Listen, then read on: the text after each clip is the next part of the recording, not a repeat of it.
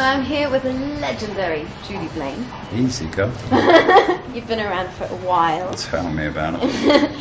You've obviously just come off working with Jay Masgrave. Yeah. How did that come about? I've worked with Jay off and on now for about 10 years. And she's just a great friend of mine. Where did you meet? We met at some crazy party at the Dorchester to celebrate 500 years of Brazil. That sounds like fun. So we kind of... And it all started there, basically. Well, that's when I first met her. And then when did you start working together? This... About a year afterwards. She'd moved all her studio east and I was east at the time, and we used to see each other socially. And then it was quite organic, really. We just ended up working.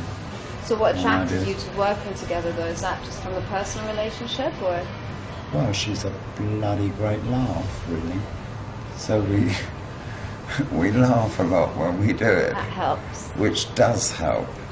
And in terms of your actual collaboration, how does it work? Who does what? What's the nature of the collaboration? Well, Jay normally comes up with some kind of woman that she wants to portray. We've been through Marilyn Monroe to Gothic princesses, so Jay kind of thinks of a mad kind of character. And then we just kind of to and fro about it for a couple of months before the show, and then I'd say about a month before the show we start really putting it down. And what exactly is your role within the collaboration? Encouragement, editing. No, don't do it in that. Why don't you do it in that? Give me more snakes. You know, it can be anything really, towards a silhouette or what kind of imagery she's using. And in terms of this show, what was the inspiration? How much influence did you have in that? Well, Jay made me watch this mad movie from like 1936. Wow. The Fu Manchu movie with Boris Karloff being a fake Chinese man. Which was quite a laugh. And that was her starting point for it. So we watched that movie. And then, of course, Jay likes to cross it with the rock chick, and so it's never literal, it's just these different ideas come about. And when you watched the film, you walked away thinking what sort of... Well, do you think you could contribute? I knew someone like Piers Atkinson had to make the hats because there was a lot of headgear in it, and Piers is great to work with. So sweetheart beautiful. And very clever boy. So I knew Piers had to do the hats, and Jay didn't really know Piers before. I think it's always dangerous when you try and copy something. If you can be inspired by something, but you really have to take it somewhere else. So a little bit of it is me stopping Jay being so literal about it. Keep it freer than that. So it works for you. And on this, you know, me and Trix did the casting, because it was important to have people of all different colours, and I wanted just a few men in there just to break it up. Yeah, you know, that kind of thing. And the pace of, obviously, the catwalk, the models walk very, very slowly with the music, very theatrical. Was that something that Jay would come up with, or is that...? Well, Jay did come up with that, and for me personally it was a little slow. But, you know, you can't win them all, can you?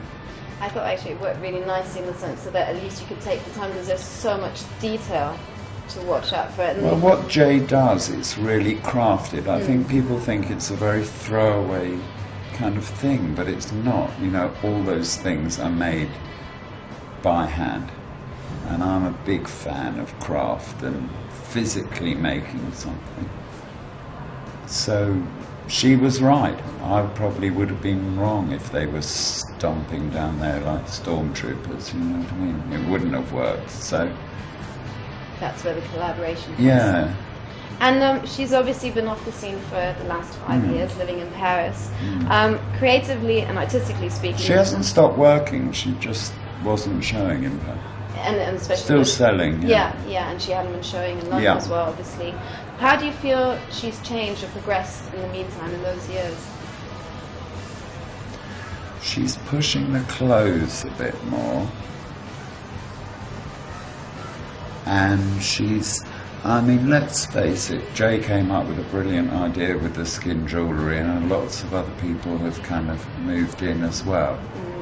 So I think for her, it was time for her to just kind of not put her high heel down and go, excuse me, you want to make skin jewellery, Mr. Lovebird? So I just think it was a good confidence thing for Jay.